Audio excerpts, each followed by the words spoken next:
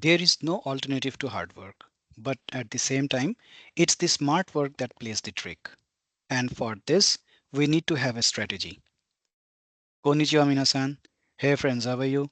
Welcome to Saral Japani YouTube channel. This is a place where we talk about Japan, the Japanese language, and the Japanese culture. This playlist is your one-stop free shop for all that you need to prepare for JLPT N5 test. Today is the third video of this series. In the previous two videos, we talked about JLPT, its test composition, the objective and mission of JLPT, its features, and in the second video, we discussed about the syllabus of N5 in detail. Today is the third video of this series, as I said, and in this, we will discuss about strategizing. Today's video will contain a recommended strategy for the vocabulary section. So friends, let's begin then. Be it war, a political battle, a personal problem, or an examination, a well-defined strategy is one of the important keys of success. It is often seen that a student is unable to score good in examinations even though he or she is highly intelligent and studious and has done adequate preparations for the exam. Thus, a foolproof strategy to tackle a test highly matters. Nevertheless, in-depth study and practice forms the foundation of success. Every person can devise his/her own strategy. That is, strategizing is totally a personal matter. It's a person dependent thing, and every person can devise his or her own strategy depending upon his or her abilities, performance level, intelligence, and his nature. If you already have a strategy, you have already strategized something, and you feel confident about it, then simply go for it. You need not change your strategy to someone else's. So, what all this means and what I want to convey in all of this, what I just said, is that if you are comfortable with your preparations and you are very confident that you can crack JLPT N5 in the way you have prepared, then simply go for it. You don't need a special strategy advised by someone else. But those who don't have a strategy yet and need some help, then watch the rest of this video and I am sure it will be beneficial for some of you. So this is the overall syllabus or the test composition of JLPT N5, which we have discussed in minute details in the last video, that is the second video of this playlist. So today we are going to focus on the strategy of the vocabulary section. So we have some recommendations for you on how to tackle this section in the test, and hopefully that will be somewhat helpful for you. So let's go ahead then. The first one is vocabulary is essentially the stock of words. What is vocabulary? It's basically how many words or uh, how much of the language you know, like how many words or phrases you know. Hence, the most effective manner to improve the test score is by learning more and more words. And to achieve a pretty good stock of words, the only way is to study beforehand for a continuous stretch of several months rather than studying just for a month or so before the test. That means vocabulary is not something that can be mastered in a day or two or even a month or two.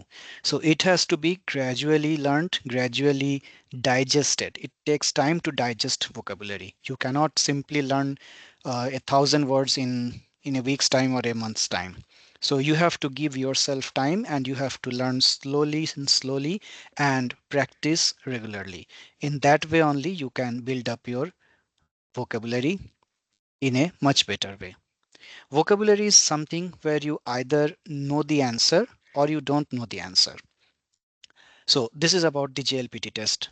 So if you know the answer, you don't need any special strategy, as simple as that.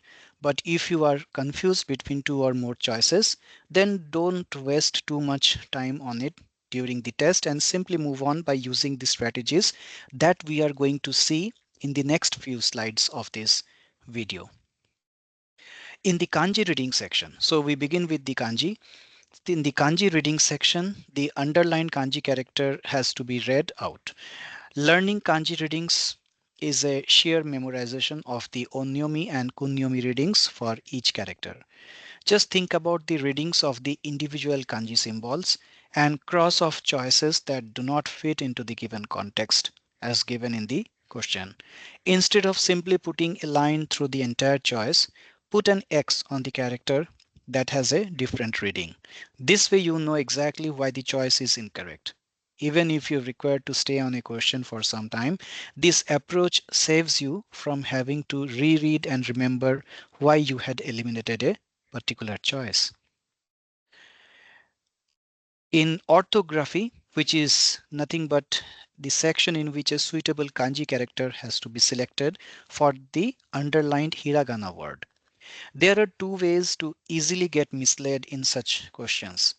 First, there could be multiple choices that have the underlined reading. Secondly, there could be multiple choices with similar meanings that all appears to satisfy the question.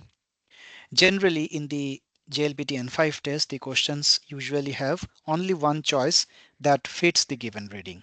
This makes it pretty easy if you have done a proper study and practice of kanjis and Japanese vocabulary in general.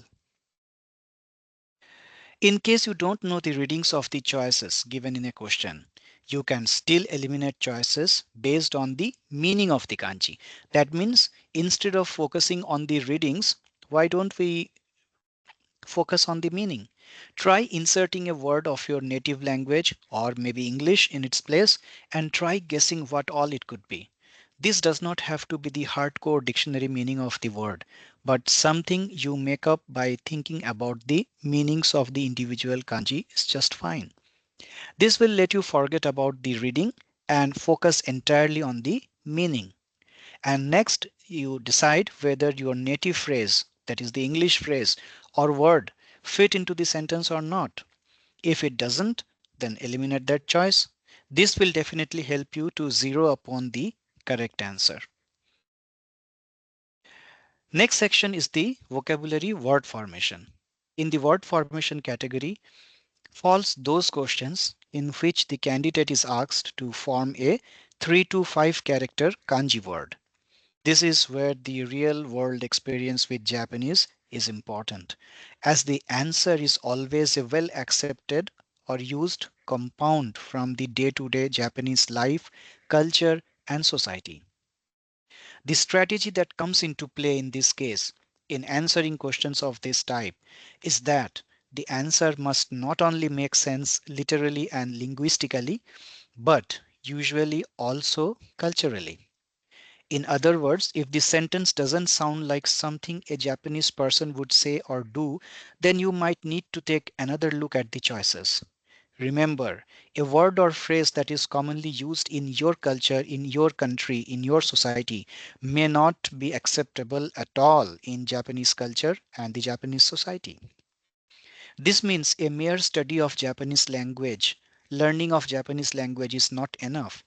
A JLPT seeker must also get familiar with the Japanese culture, their expressions, mannerisms, traditional aspects, and all that surrounds the Japanese people. We fully understand and agree that this is not achievable in isolation, especially when the JLPT seeker or the JLPT candidate is residing outside Japan. Yet, one must get familiarized with the Japanese culture through Japanese movies and animation that contain subtitles in English or your native language. This will be the best source to overcome this barrier when you are not living in Japan. So, what I mean to say is you have to get acquainted with the Japanese culture, and movies or cinema is one of the most effective way to understand a culture. So If you are staying in Japan, then it is well and good. Then you are seeing Japanese people, their culture every day, every moment. But if you are staying outside of Japan and you don't know how it works in Japan, then you must watch Japanese cinema. Next is vocabulary, contextually defined expressions, paraphrases, and usage. So all these categories, for all these categories, then there can be a single strategy. So let's see what's that strategy. Read the question carefully and label the blanks or the underlined words as positive or negative. Now, what's positive or negative? Being positive or negative means whether it is an optimistic and noble act or a pessimistic, degrading, or negative act. So look at each given choice and label it as either positive or negative. Eliminate options that don't match the polarity of the blank or the underlined word. Now, how do we label a word that we don't know the meaning into positive or negative? One possibility is to look at the kanji. If you know the meaning of the kanji, even if you don't know the reading, then that can help a lot in deciding whether it is probably positive or negative. That means looking at the kanji, you need not you need not be able to tell its reading, but at least you should identify what this kanji represents. So let's look at few examples, then it will be clear. So this is a kanji character, and this is used for representing evil. This is another kanji which is pain. This kanji means against. This kanji is for disease. And the fifth one is for fatigue. So now what all of these represent? Evil, pain, against someone, disease, fatigue or tiredness. So don't they represent negative? So this is what is negative. That means all are pessimistic, all are negative, all are degenerating words. Likewise, let's look at some positive. This is good. This is rich or affluent. This is excellent. This is joy or happiness. And this kanji represents congratulations or best wishes. So all these represent positive moods, positive ideas. So this is what we meant. So for all of these, a very strong knowledge of kanji will be required, and that can only do the magic in such questions.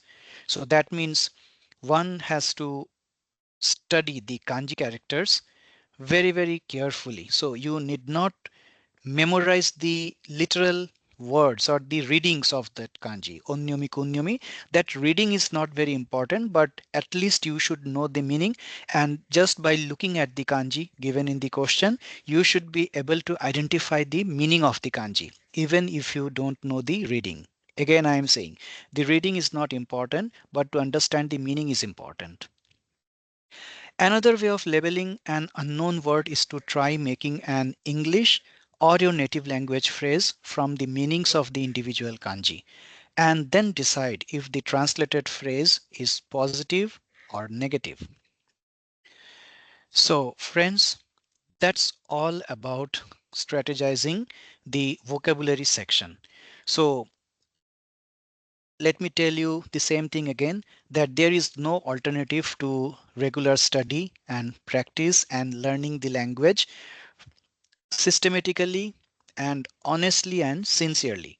But strategizing can make you perform better in the test. So with and without strategy is just like taking an umbrella in the sun and walking without the umbrella. So in any case, you will be walking and you will reach your destination. But if you take the umbrella with you, then you will reach the destination more efficiently and better in a more better way.